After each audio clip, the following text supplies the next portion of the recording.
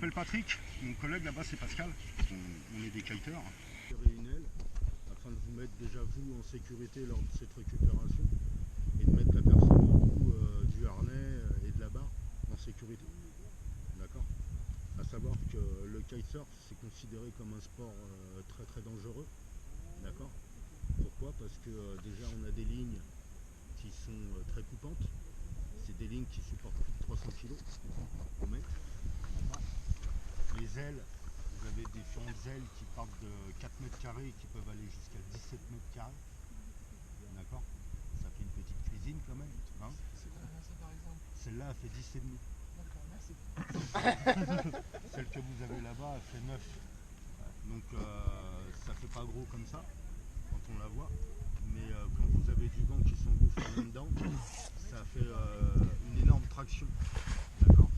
À savoir que, je vous expliquerai tout à l'heure, quand on la gonfle, on a à peu près 12 kg d'air. C'est très dur. Donc quelqu'un qui prend une aile sur le crâne, ça fait mal. D'accord. Une aile, c'est composé de plusieurs éléments. On a déjà un élément qui va vous intéresser le plus à vous. Ça va être ce gros boudin là qu'on voit toujours sur les ailes, qui s'appelle le bord d'attaque. D'accord. Le bord d'attaque pour vous c'est ce qui va vous intéresser le plus. Pourquoi? Parce que c'est par là qu'on attrape une aile. Dans tous les cas, c'est ce boudin là. C'est pas autre part. Jamais par les lignes, jamais par les oreilles qui sont ici, et jamais par le bord de fuite qui se trouve ici. Ça c'est l'extrémité de l'aile. Ce bord de fuite, vous pouvez l'attraper par là, vous ne pourrez pas manipuler une aile. D'accord. Donc toujours par le bord d'attaque. À savoir que dans le kitesurf, on a le vent qui arrive ici. Quand on est dos au vent comme ça directement, on a une pleine puissance qui est ici. D'accord. Donc ici, on a pratiquement plus d'air. C'est ce qu'on appelle la fenêtre de vol. D'accord. Tout ça, c'est une fenêtre de vol. Donc quand vous allez attraper une aile, vous, ce qui vous intéresse, c'est se mettre en bord de fenêtre. Pourquoi? Parce que c'est là que vous aurez le moins d'air et vous risquez de moins d'être propulsé par l'air qui va s'engouffrer dans une dos au vent, et on récupère le bord d'attaque. Comme vous voyez, les lignes c'est tout petit. C'est très fin. Et c'est légèrement paraffiné. On a fini un peu ça aux suspentes de parachute. Et ils pensent avoir tout compris et tout savoir, mais en réalité non, pas du tout. Et quand il y a des ailes comme ça sur la plage qui sont mal orientées, ça arrive qu'à s'envole. Les lignes, la barre, tout part avec. Ça arrive que il y a des gens à côté, ça fait ça. Okay. Ça peut faire ça, ça peut faire n'importe où. Ça coupe direct. Je cherche pas à comprendre. C'est 10 mètres carrés là. Il y a de l'air qui s'engouffre dedans. Donc c'est très dangereux. Donc toujours vous, votre principale inquiétude, c'est l'aile en premier. C'est pas le bonhomme. D'accord. Parce que si vous vous occupez du bonhomme, vous ne serez jamais en sécurité. L'aile, elle peut redécoller à tout moment. Hein. Donc toujours l'aile, mettre l'aile en sécurité, face au vent, du sable dessus, et là après, on va voir le bonhomme. Ça supporte 300 kg. D'accord. Alors après, on va aller voir la barre. Une barre de kitesurf. C'est en fin de compte le moteur et le volant. On a ici un bord déchoqué, qu'on appelle un kite loop. Et ça, quand on tire sur cette barre, en fin de compte, ça nous fait accélérer. Après, c'est un gauche, droite. Hein, c'est un volant double poignée, c'est exactement pareil. Sur une barre de kite, on a deux systèmes de sécurité. À savoir que quand une fois que vous avez mis votre aile en sécurité, vous avez deux autres systèmes de sécurité sur la barre. D'accord. Toutes les barres ne sont pas identiques, mais c'est un système AFNOR, donc qui est propre normalement à toutes les barres. C'est à ce niveau-là, pour dissocier une barre du kiter, vous avez toujours ce principe, on tire dessus.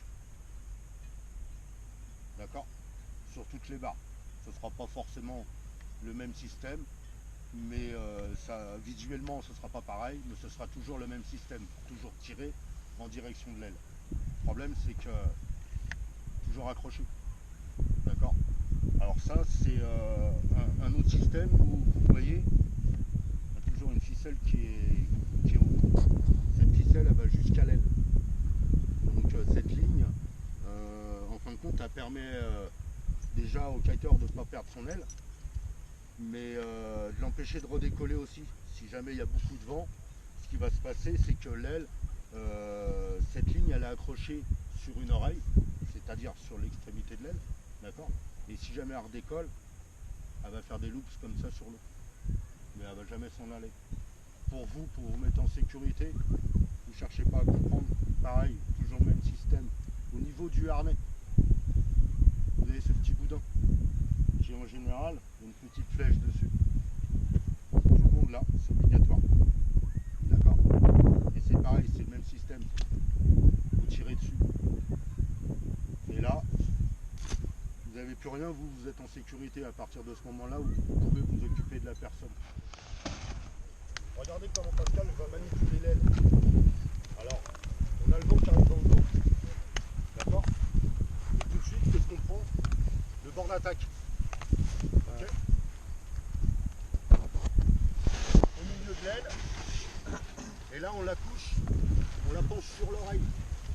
D'accord? Pourquoi? Parce que là, Pascal a le vent dans le dos.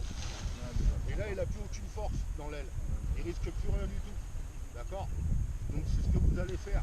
Une fois que vous êtes comme ça, vous la couchez carrément l'aile. Là, toujours face au vent. L'aile face au vent, vous le vent dans le dos. Une fois que c'est comme ça, là, il n'y a pas de danger parce qu'on n'a pas beaucoup de vent. Mais vous ne cherchez pas à comprendre, vous la remplissez de sable. D'accord? Balancez du sable sur l'aile, ça va un peu la plaquer. Elle va se coucher comme ceci. Et là, vous ne risquez plus rien. Donc l'aile, elle ne risque pas de redécoller. Chose qui risque d'être intéressant pour vous quand même. Toujours bien attraper l'aile au niveau du bord d'attaque, au milieu, et la mettre sur l'oreille.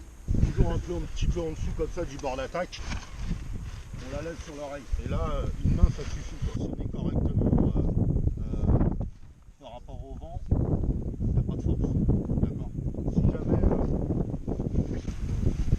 commence à faire des trucs comme ça, là, vous voyez, elle commence à prendre de l'air. Aujourd'hui, il n'y en a pas jusque rien. Mais là, je ne pourrais pas la tenir. Et puis là, on la couche et puis on la remplit de sable. Alors, système de dégonflage sur les ailes, c'est un système one pump. En fin de compte, on a une valve qui gonfle toute l'aile. D'accord? Donc, il y a une marque qui a un système qui se trouve au niveau de l'oreille. Donc, on la gonfle sur le côté. Mais en général, la plupart des ailes se gonflent au niveau du bord d'attaque, au milieu. Donc ici, on a une protection de valve sur un velcro. Et là, on atterrit sur un bouchon. Alors on a un bouchon ici, on a un double bouchon sur ce modèle. On a un premier bouchon qui va gonfler l'aile. Si je l'ouvre, il ne se passe rien. D'accord? Donc ce qui nous intéresse, nous, c'est le deuxième. Le deuxième, pareil, on le dégonfle. Et là, vous voyez, c'est très rapide. D'accord? Ça surprend beaucoup de gens. Ouais. Il y a les lattes ici. Sur la plupart des ailes, on a ce petit tuyau là, avec ici une pince. En fin de compte, cette pince, elle permet au kiter quand on va très très loin, si jamais on a un problème, que le bord d'attaque soit percé ou se soit dégonflé, ça nous garde les lattes gonflées, d'accord? Et avec cette petite pince, la latte ne se dégonfle pas. Tant que le bord d'attaque est dégonflé, on prend l'aile sur une oreille, on la roule, on la met dans l'embarcation.